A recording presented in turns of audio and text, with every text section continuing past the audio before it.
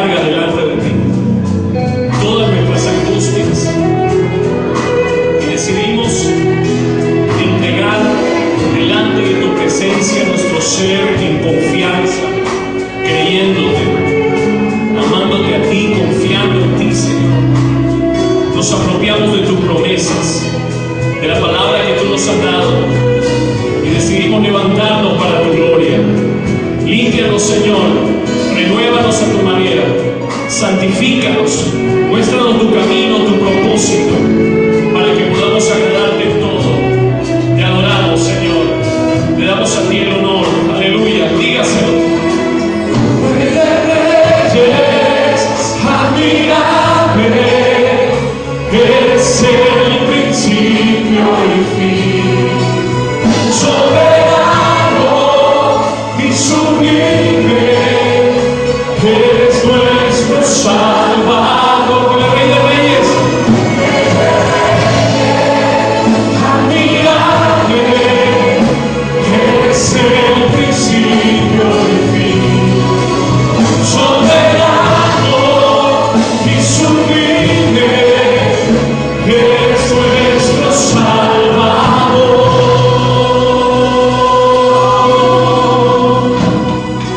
Damos honor a ti,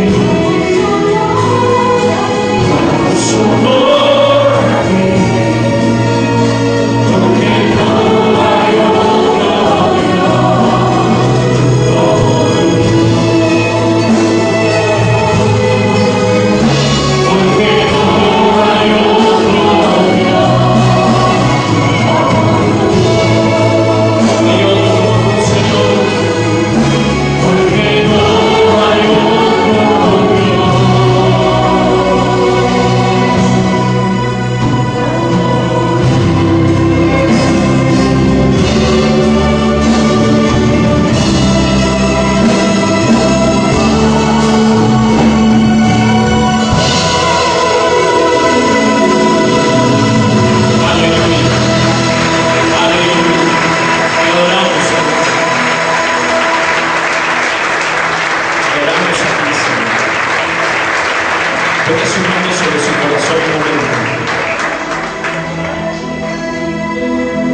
Dile gracias, Señor, por tu presencia.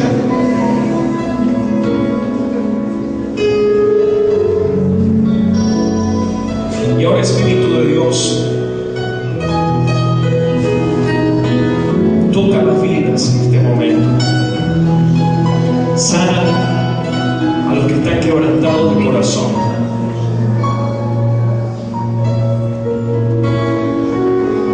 Especialmente a los que han visto su ánimo mermar.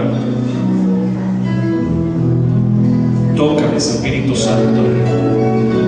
Tú eres Dios de todo consuelo. Tócalos. Levanta tu mano y dile: tocas en mi vida, Señor, toca mi vida, renuévame. Y ahora te pido que tú traigas sanidad sobre los que han estado enfermos, consuelo en los angustiados, en el nombre de Jesús. En el nombre de Jesús. Gracias, Señor. Dile gracias, Señor. Lo recibo de ti, Señor. Lo recibo de ti, lo recibo de ti. Voy a pedirle que se acerque a una sola persona y ponga la mano en el hombro de alguien más.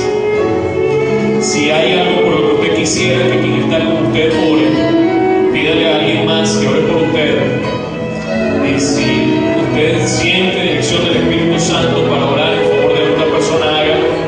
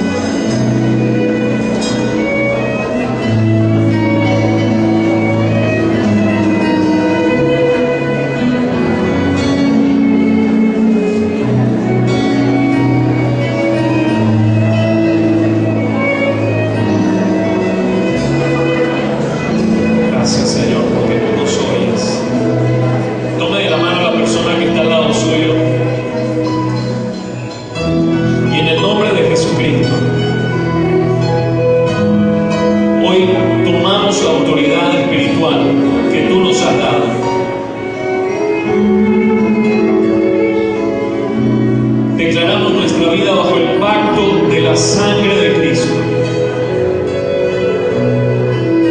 Y hoy renunciamos, diga, yo renuncio a toda fuerza de maldad y declaro libertad en mi vida, mi familia, mi iglesia, en el nombre de Jesús.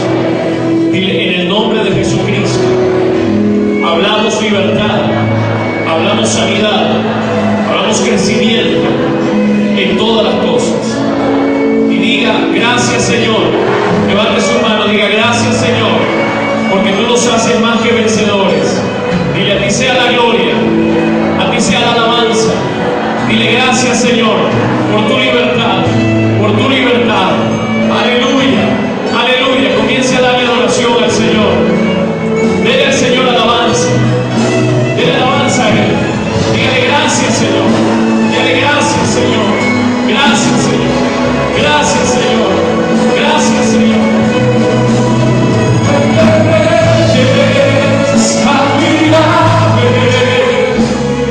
Es el principio y fin, soberano y sublime, es nuestro Salvador, Rey de Reyes,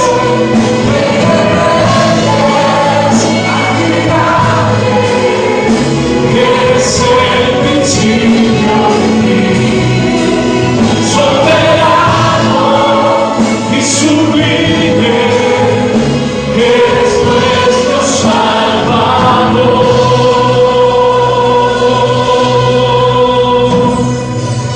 Damos honor a ti, damos honor a ti, damos honor a ti, porque no hay otro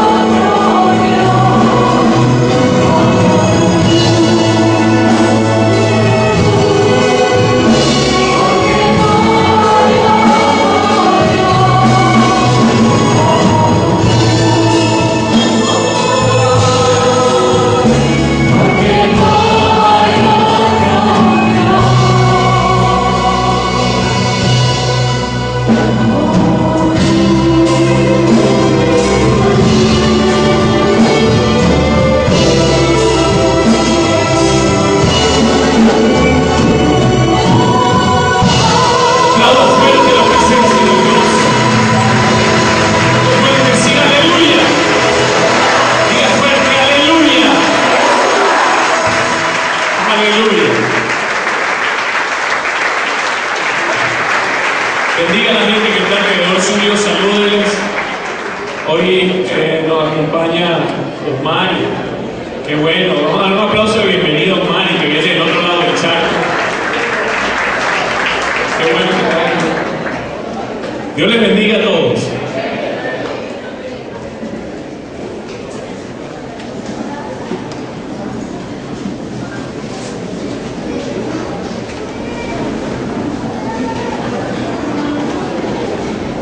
El cristianismo es la fe de las buenas noticias.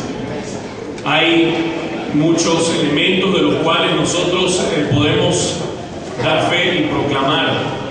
El hecho de ser perdonados de los pecados, el hecho de que Dios puede sanarnos, de que puede escucharnos, de que está con nosotros todos los días hasta el fin del mundo. Pero yo quiero hablar acerca de las buenas noticias, del triunfo final del bien sobre el mal, del hecho de que Dios nos ha prometido una victoria total y contundente frente a todo mal y frente al maligno.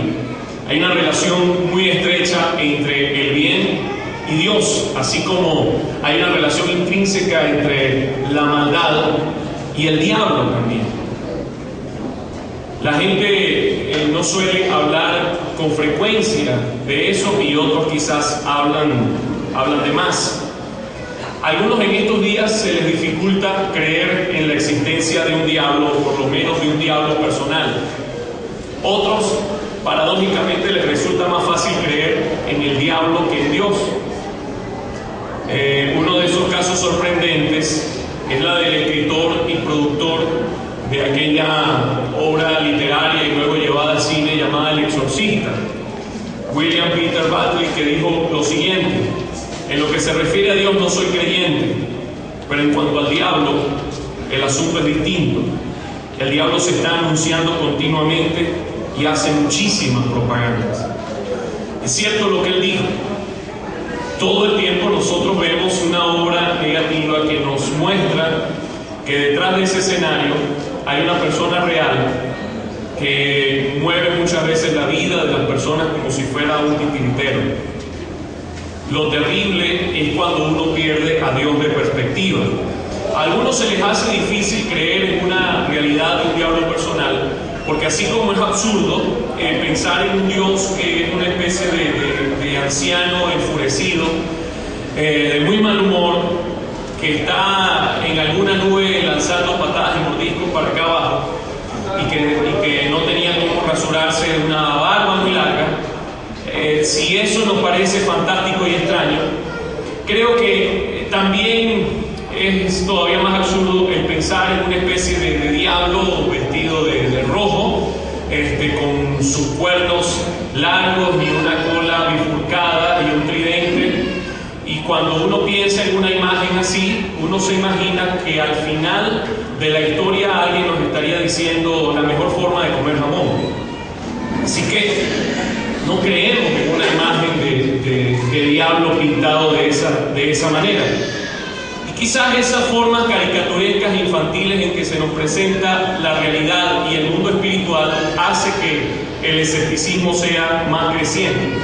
Ahora, si nosotros hemos llegado a creer en la realidad de un Dios trascendente, es lógico entender la existencia de un diablo, la creencia en un gran poder trascendente del mal. En realidad no añade dificultades al hecho de creer en Dios, al contrario, ayuda a explicar algunas cosas. Al fin y al cabo, si Satanás no existiera, tendríamos que admitir que hay un problema muy serio con el carácter del Dios en que nosotros hemos creído, porque de tanto mal tendría que haber un culpable y tendríamos que lógicamente terminar de culpar a Dios. Así que el entender que hay fuerzas de maldad que operan y que hay fuerzas inteligentes detrás de buena parte del sufrimiento humano, nos indica por lógica que hay también un autor de eso. Y ese autor, la Biblia nos lo muestra en su visión del mundo como diablo y como Satanás. Ambas una expresión en griego, otra en hebreo para referirse al mismo hecho. La Biblia no necesariamente nos entrega detalles acerca del origen del diablo, pero nos dice algunas cosas interesantes. Isaías 14:12 se refiere a él como el lucero de la mañana. Dice: ¿cómo caíste del cielo, oh lucero, hijo de la mañana? Cortado fuiste por tierra, tú que debilitabas a las naciones, tú que decías en tu corazón: subiré al cielo, en lo alto, junto a las estrellas de Dios, levantaré mi trono, y en el monte del testimonio me sentaré a los lados del norte, sobre las alturas de las nubes subiré, y seré semejante al Altísimo. Dice: mas tú derribado eres hasta el Seol, a los lados del abismo, se inclinarán a ti los que te ven y te contemplarán, diciendo: este es aquel varón que hacía temblar la tierra, que trastornaba los reinos, que puso al mundo como un desierto, que asoló sus ciudades y que a sus presos nunca abrió la cárcel. Y usted puede seguir leyendo el resto del pasaje hasta el verso 23 o más adelante si lo prefiere. Así que nos describe en parte, muy someramente, el origen de Satanás, el origen del diablo. Lo hace con mucha seriedad, no lo envuelve en un halo de mitos, sino que lo presenta como una realidad. Job, en el capítulo 1 y en el verso 6 y en el resto del libro de Job, tenemos también referencias al maligno, y son referencias que son mostradas con mucha seriedad. Uno de los libros históricos, Primera de Crónicas, en el capítulo 21, en el verso 1, hace una referencia a la obra de Satanás, instigando a David para hacer un censo fuera de la voluntad de Dios. Así que la Biblia no nos presenta a Satanás solo como una fuerza, sino como un personaje real, como una persona que piensa, que razona y que actúa. El Nuevo Testamento es todavía más claro. Nos presenta nuevamente el Nuevo Testamento a Satanás como un ser personal, como un ser espiritual, en una situación de activa rebelión contra Dios. y que está al frente de otros seres de inferior categoría, que los llamamos demonios, y que también hacen su obra de instigación contra el ser humano. Y la Biblia nos presenta todo ese escenario como el enemigo real y como el instigador personal de la maldad. Nos dice en Efesios 6:11 que nos vistamos de toda la armadura de Dios para que podamos estar firmes contra las acechanzas del diablo. Dice que nuestra lucha no es contra seres de carne y hueso, es decir, sangre y carne, sino contra principados, potestades, gobernadores de las tinieblas de este siglo, contra huestes espirituales de maldad en las regiones celestes. Así que el Nuevo Testamento es todavía más detallado en hablarnos de la realidad de un mundo espiritual. Eso nos enseña al menos que el diablo y sus demonios no son seres a subestimar. Porque las características que se nos presenta aquí es la de seres astutos que usan su inteligencia maligna en contra de nosotros, y además habla de seres de mucho poder. Se refiere a ellos como poderes, como autoridades, como potestades. Creer en la existencia del diablo entonces es un tema de lógica. Es un tema además de Biblia. Ya hemos reseñado algunas cosas que dice la Biblia. Podemos darnos cuenta entonces que quizás es poco mencionado en el Antiguo Testamento y sin embargo está presente desde el Génesis. Y luego vemos su presencia en el último de los libros de la Biblia, en Apocalipsis, donde encontramos su juicio y donde es llamado la serpiente antigua, donde uno conecta entonces la realidad de Génesis con la realidad del libro final de la Biblia, la misma serpiente en ambos momentos, solo que uno nos lo presenta en el escenario de la historia humana y el otro lo presenta en la conclusión de la historia. El Nuevo Testamento desarrolla de una manera más amplia la doctrina sobre Satanás. Jesús habló de él en los evangelios, señaló su existencia. Algunos dirían, bueno, es lógico porque en esa época todos tenían por obligación que creer en algo como eso, pero no es así. Los saduceos no creían en realidad en nada en el mundo espiritual. Uno se sorprende de que los saduceos creyeran en Dios, pero el resto no creían en más nada. Jesús se nos muestra en el Nuevo Testamento como tentado por el diablo. Un ser que hablaba, no es la maldad generando pensamientos en las personas, sino un ser real que habla. Jesús expulsó demonios reales de la gente y encomendó a sus discípulos que hicieran lo mismo, que echaran fuera demonios, y entregó el ministerio de la liberación al resto de la iglesia de una manera generacional. Les dio autoridad para hacer esto. Cuando leemos en el Padre Nuestro, el texto original que uno ve en Lucas es líbranos del maligno. No líbranos del mal, líbranos del maligno. Y uno de los textos que nos enseña más claramente del tema lo encontramos en el pasaje que ya leímos de Efesios 6, desde el verso 1 al 12, nos habla muy claramente del asunto. Pedro nos hace una recomendación, nos dice, sed sobrios. ¿Cómo dice? O sea, que estén pendientes, dice, sed sobrios y velad, porque vuestro adversario, el diablo, como león rugiente, anda buscando a quien devorar. Dice, al cual resistir firmes en la fe. ¿Cómo hay que resistir? Firmes en la fe. Porque la principal arma que el diablo usa en contra de la gente es la duda y la incredulidad. Firmes en la fe, sabiendo que los mismos padecimientos se van cumpliendo en vuestros hermanos en todo el mundo. Hay padecimientos que vienen como resultado de un ataque de las tinieblas y por eso necesitamos estar firmes. El apóstol Pablo va a señalar en algunos momentos que se ha visto atacado, obstaculizado por el diablo para ejercer ciertos aspectos del ministerio.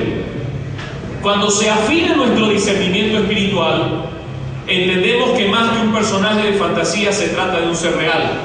Así lo ha entendido la iglesia. Desde los teólogos de la iglesia primitiva, los reformadores del siglo XVI y más adelante, o los grandes evangelistas que han habido a través de toda la historia, siempre fueron conscientes de la presencia real y cercana de fuerzas espirituales de maldad.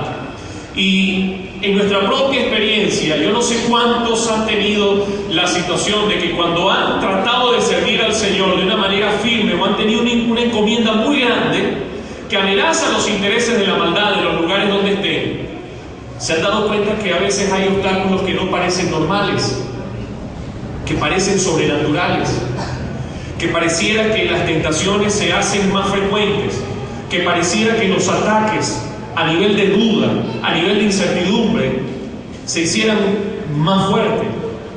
Es que estamos nadando contra la corriente.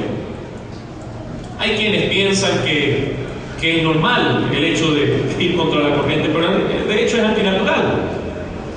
Y a veces no nos damos cuenta de que vamos contra la corriente. Y a veces es bueno ir contra la corriente y a veces no. No le pase como aquel hombre que recibe una llamada de su esposa preocupada. Su esposa le dijo: mi amor, tienes que tener cuidado, porque acaba de salir en la radio, están diciendo que hay un vehículo que va a altas velocidades manejando en contravía y que puede haber un accidente. Y él le dice: mi amor, te vas a sorprender, pero no es uno solo, yo creo que son todos los carros que van contra corriente. Parece que no sabía quién era el que estaba manejando al revés. Nosotros observamos la existencia real del enemigo en una actualidad que es razonable. Creo que cualquier visión del mundo que ignore la existencia del mal y del diablo va a tener muchas cosas que explicar. ¿Cómo puedes explicar, por ejemplo, tantos regímenes malignos que han habido en la historia? La tortura, la violencia, inclusive institucionalizada, asesinatos masivos, violaciones brutales, tráfico de drogas, atrocidades terroristas, el abuso sexual inclusive contra niños, el ocultismo, los ritos satánicos, explosiones sociales terribles. Fíjense que por más que los sociólogos han tratado de discernir qué pasó en el Caracazo, cómo se produjo una explosión social de esas características, no han logrado explicárselo. Es un hecho casi sin explicación. No que no hayan habido cosas que lo motivaran, sino que cómo fue posible que gente en todo el país, casi de manera espontánea, de pronto salieran y se generaran todos esos hechos violentos y luego las masacres que llegaron a ocurrir. Son cuestiones que son sociológicamente imposibles de explicar. Alguien me refería que, bueno, se explica la maldad porque quizás hay cierto desajuste en el cerebro de la gente que provoca que las personas actúen mal y que no tengan ciertos niveles de conciencia. Es verdad que traumas en la infancia pueden generar que una persona se predisponga más al mal. Es verdad también que situaciones de enfermedad pueden generar que una persona sea menos consciente desde un punto de vista moral. Pero definitivamente hay situaciones que la psicología moderna y la sociología moderna no pueden explicar. Niveles de maldad que no encuentran explicación en absolutamente nada. Así que las escrituras, la tradición, la razón y la experiencia de muchos creyentes coinciden en enseñar que la maldad orquestada e inteligente existe, que existe un mundo de maldad contra nosotros. Ahora, no hacemos bien en tener fijaciones al respecto. C.S. Lewis decía lo siguiente. Él señaló diciendo: en lo que refiere a demonios, la raza humana puede caer en dos errores iguales y de signo opuesto. Uno consiste en no creer en su existencia y el otro en creer en los demonios y sentir por ellos un interés excesivo y malsano.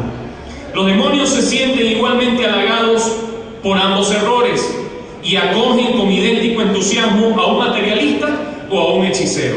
Miren, nuestra sociedad tiene un interés muy notable en lo oculto, en los horóscopos, en la adivinación, en cosas como la ouija, en la consulta de los muertos, en la astrología, en la brujería, en el ocultismo, en sus diferentes tipos de expresión. Pero la Biblia señala que la participación en estas cosas, aunque sea en mínimo grado, es un tema prohibido y rechazado por Dios de una manera contundente.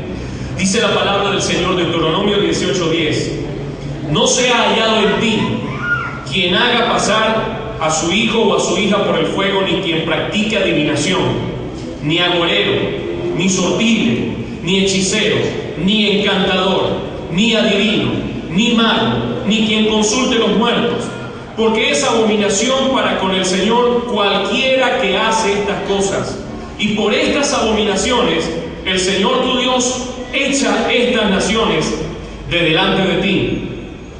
La palabra abominación, yo no quiero ser demasiado gráfico, pero es la idea de la repulsión que siente alguien con náuseas. Eso es abominación. En otro sentido, a Dios le causa náusea este tipo de cosas. Las rechaza profundamente. Hay quienes creen que el leer el horóscopo, el escuchar a algunos tipos en la televisión que tienen algún problema en la muñeca y salen siendo Géminis. Ese es un tema divertido que no es un tema inocente. Dios considera todas estas cosas como un hecho abominable. En Levíticos 19:31 dice: no os volváis a los encantadores, ni a los adivinos, ni los consultéis, contaminándoos con ellos. Yo, el Señor vuestro Dios. En Apocalipsis dice, 21:8: pero los cobardes e incrédulos, los abominables, los homicidas, los fornicarios, los hechiceros, los idólatras y todos los mentirosos tendrán su parte en el lago que arde con fuego y azufre, que es la muerte segunda. En Apocalipsis 22:15 dice: mas los perros estarán fuera, y los hechiceros, los fornicarios, los homicidas, los idólatras y todo aquel que ama y hace mentira. Les digo, algunos lo ven como un tema de diversión, otros como un asunto de curiosidad, otros buscan una experiencia espiritual, pero todo esto tiene consecuencias brutales, terribles. Miren, hace algunos años, cuando era profesor en un liceo por aquí cerca, no les voy a decir los nombres para no meterme en problemas, pero había unos muchachos muy cercanos a nosotros que ellos comenzaron a jugar una cosa parecida a la Ouija. Era un tema con una tijera y una cinta negra, y aquello daba vueltas y usaban un libro y todo lo demás. Y de esos muchachos, todos cayeron endemoniados excepto uno. Fue una cosa terrible. Recuerdo que el muchacho empezó a darse cabezazos contra la pared y agarraba y con la pierna le daba patadas y le pegaba al filo de la cama con la espinilla, ¿sabes? ¿Se han dado un golpe ahí?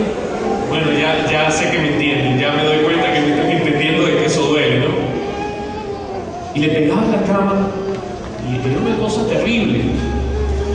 Más o menos a las 8 de la noche llegó a concluir todo aquello en los espacios donde uno deseara ser Jesús y decir de una vez: vete fuera ya, y se acabó todo el tema. No, aquello era dramático, aquello era una cosa terrible. Y yo me encontré, hermanos, que en el tiempo en que daba clases, e incluso después, aquí hay varios docentes, y yo creo que algunos de ustedes deben tener alguna de esas historias en la que muchachos se metieron en algún rincón escondido en el liceo a jugar con la Ouija o a jugar con cosas parecidas, y luego el asunto terminó en tragedia, con alguien en el hospital o en el piso 10 de Santa Ella. Entiéndase, el piso 10 es el lugar donde están las personas con desequilibrios mentales. En el 11, ok. Bueno, por un piso, ¿verdad?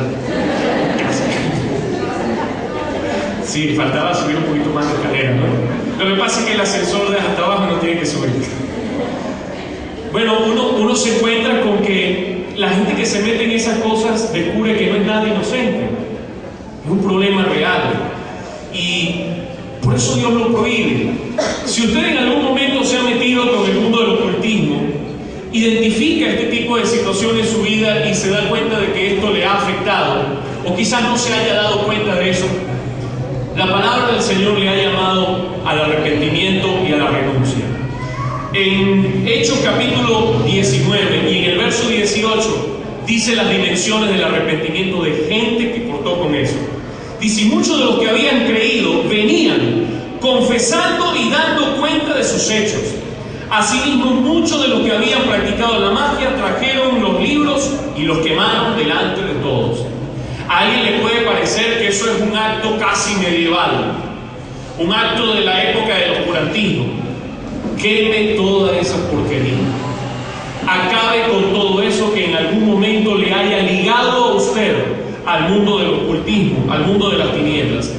Y si usted es cristiano, tenga cuidado también de estas cosas, porque hay gente que, siendo cristiana, sin querer queriendo, cae en un interés malsano en lo oculto.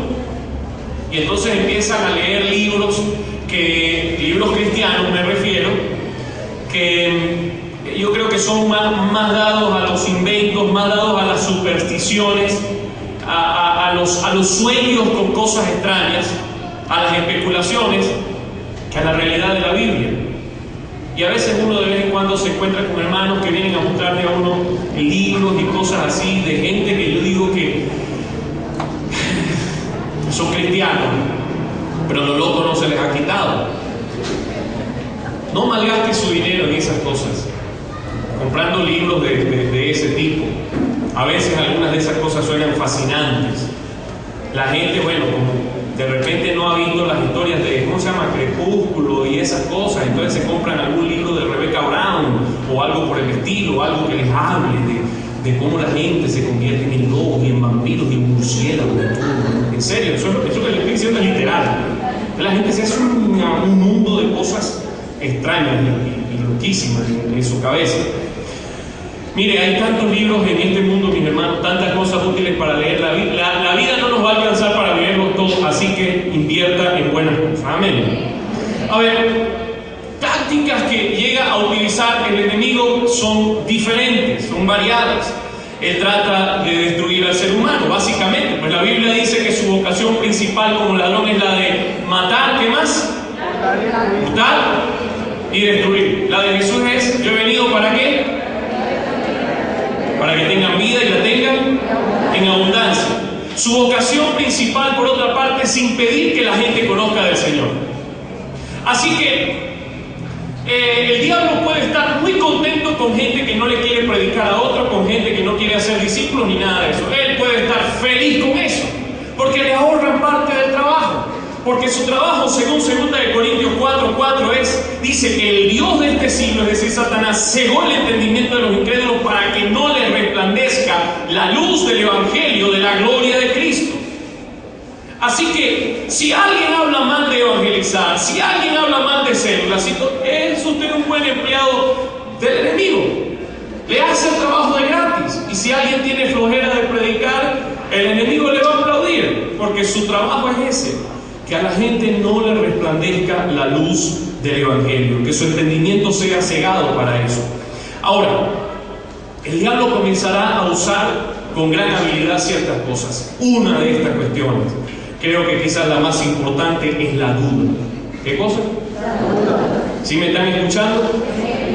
¿Están dudando de lo que digo? Su primera arma es la duda.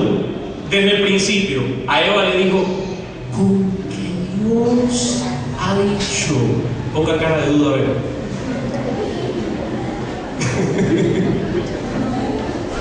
Así que Dios dijo eso. Una pequeña pregunta, una pequeña semilla para llevar a dudar. Ese es el principio. A Jesús le dijo, si de verdad tú eres el Hijo de Dios, anda que esta piedra se convierta en pan, o en esto o al otro. Él no cambia de estrategia. Si algo le llega a funcionar, él lo sigue usando, y si no le funciona, como que también lo sigue usando. Él primero provoca dudas y después tienta. Él te va a decir cosas como que de verdad Dios ha dicho eso, y de verdad Dios es tan malo para decirte que tú no puedes hacer esto o aquello, y de verdad Dios condena de esa manera tal o cual conducta. Y la segunda es, ¿y de verdad tú eres cristiano? ¿No te has visto en un espejo? ¿No te has dado cuenta? Mira lo que piensas, mira lo que hiciste. Y eso que eres evangélico. ¿Cuántos me he escuchado alguna vez? ¿Cuántos me han escuchado eso alguna vez? Y eso que es evangélico.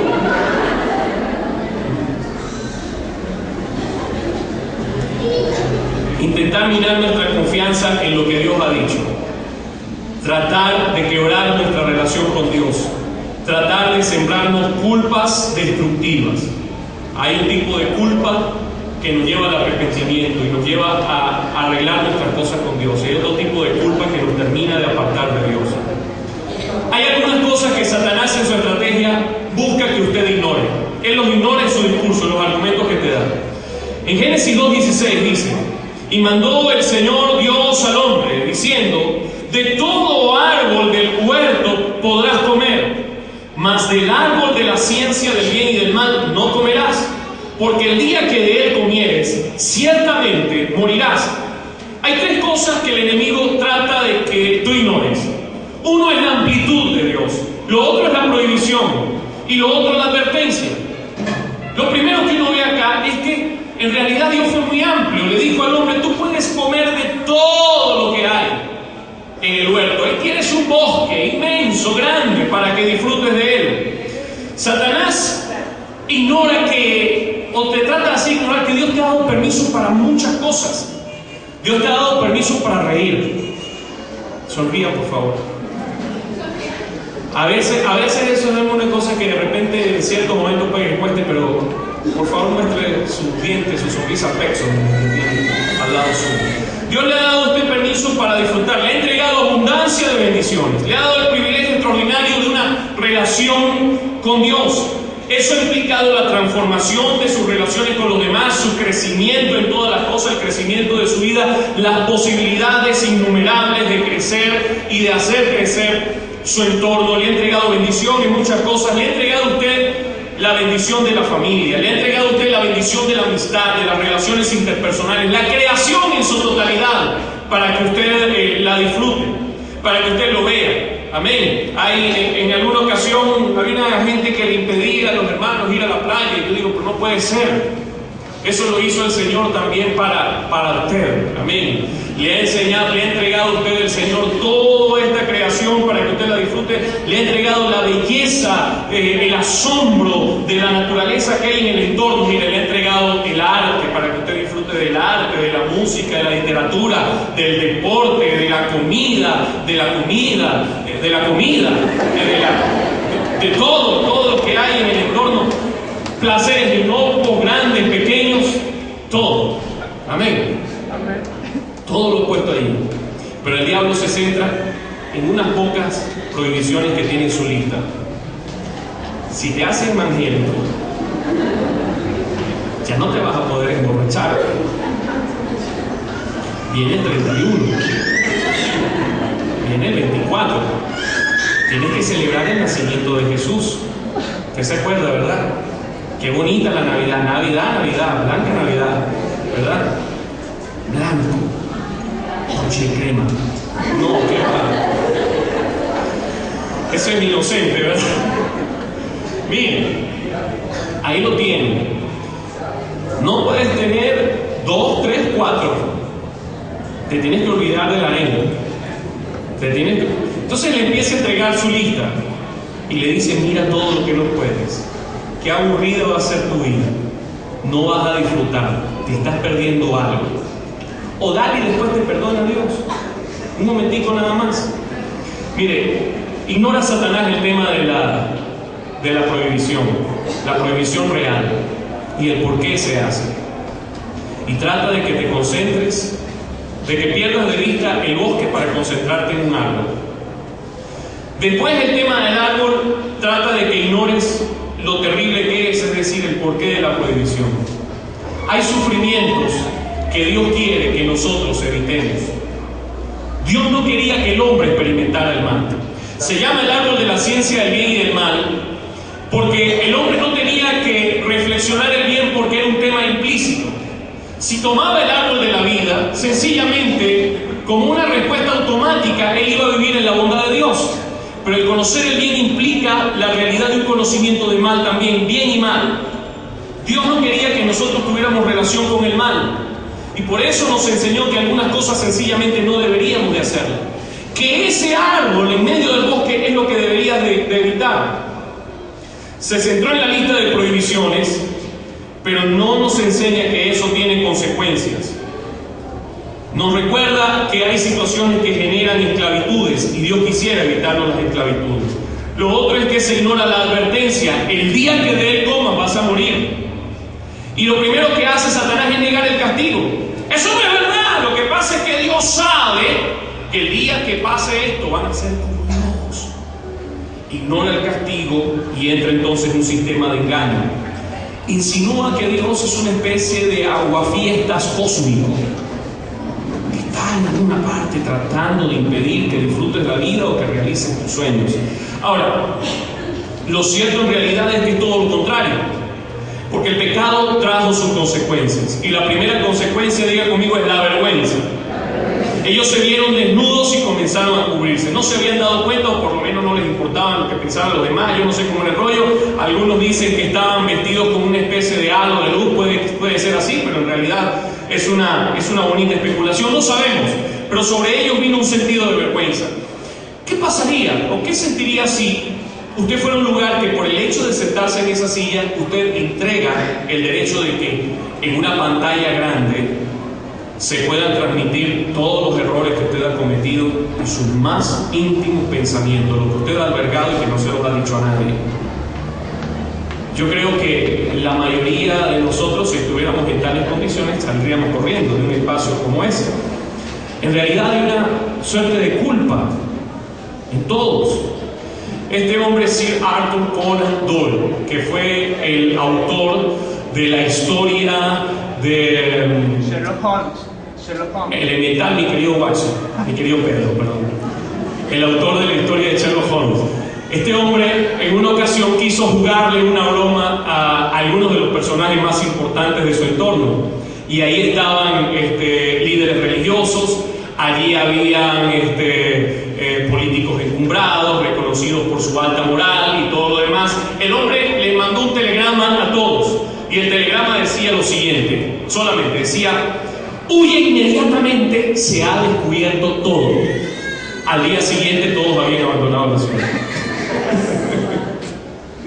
Parece que todos tenían algún problema, ¿verdad?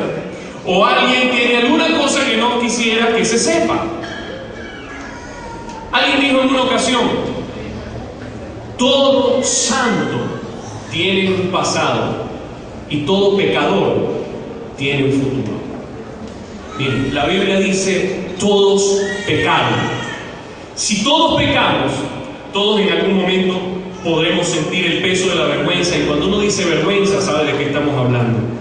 Casi que desde pequeños ese gesto. ¿Han visto algún bebé haciendo eso? Parece que nacimos con esos instintos. Todos nacimos con una realidad de pecado en nuestra vida. Desde pequeños, el instinto de la vergüenza va a estar allí. Y la Biblia dice que hemos pecado, pero la palabra del Señor nos enseña que hay un regalo de Dios, y ese regalo de la vida eterna, el regalo de su justicia. Amén. La otra cosa que pasó con esta gente es que su amistad con Dios se viene a romper. Y viene la pregunta: ¿dónde estás tú? ¿En qué situación estás? Esa pregunta que nos invita a reflexionar en la condición en la que nos encontramos y poder volvernos a Él. Lo otro es que el pecado genera no solamente una separación con Dios, sino un conflicto entre nosotros. Ahí esta gente tuvo un conflicto. Ustedes saben que Adán, se lo imaginan a Adán, ¿verdad? Es fácil imaginarse a Adán, porque uno ha visto tantos dibujos de Adán. Meta en Google, en imágenes, ponga Adán y Eva, y usted va a ver que siempre, yo lo puse esta mañana para mi ilustración, puse en Google Adán y Eva, y siempre sale Adán un tipo alto, corpulento. Yo creo que Adán básicamente debió haber nacido grande, ya debió haber nacido adulto. Dios, me imagino que lo hizo adulto de una vez, si no, ¿quién lo iba a amamantar? No sé si Chita existía ya para ese tiempo y lo iba a ayudar, así que tuvo que haber salido adulto de una vez. Pero todo sale Adán, un tipo así con un cuerpo grande, ¿sí? Una musculatura así como la mía y todo lo demás, una cosa más o menos así, ¿sí? El único diferente es el Adán de los testigos de Jehová, porque le ponen barba, ¿no? El único error que he visto, defecto que he visto en las pinturas de Adán, es que a algunos le ponen ombligo. Se les olvidó que no tenía mamá, así que no tenía ombligo. Me imagino que no habría nacido sin ombligo. Pero miren, este Adán, este tipo grande, masculino, así, como yo. ¿Por qué se ríen? No, sí es broma. Bueno, este tipo así grande y machote y todo eso, sale cuando Dios le hace la pregunta y dice: la mujer que tú me diste, tipo Palomino Vergara o algo por el estilo. Es una respuesta como esa. Yo no fui, Señor, fue ella me obligó, ella me pegó, ella me dejó. No dijo todo eso, pero uno se imagina que más o menos esos eran los sentimientos, ¿verdad?